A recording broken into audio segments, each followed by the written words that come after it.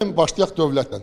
Dövlətin nəticələri görmək üçün cənab prezident 3 ay vaxt qoyub. Yəni müəyyən istiqamətlərin təyin olunması və mən hesab edirəm ki, müəyyən istiqamətdə artıq proseslər gedir və bu infrastrukturla bağlıdır. Mən bildiyimə görə, yəni artıq avadanlıqlar alınacaq və sistem qurulacaq. Həmin o sistemin özü hətta pul qazanmağa kömək eləyəcək. O aydındır.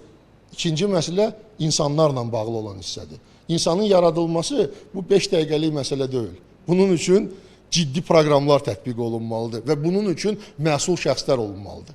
Kim bunu eləyəcək? Və bir də ki, qorxmadan problemləri üzə çıxartmaq və onun həll olunması üçün işlərin görülməsi.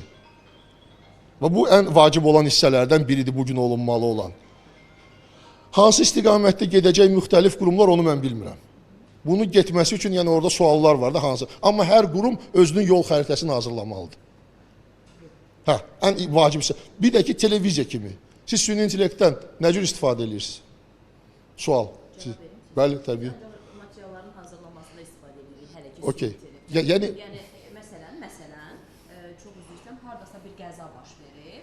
Biz artıq o həmin məkana çatanda təbii olaraq avtomobillər o ərazidən götürülür və biz çatmışıq sadəcə bəzi xırda detalları görə bilirik.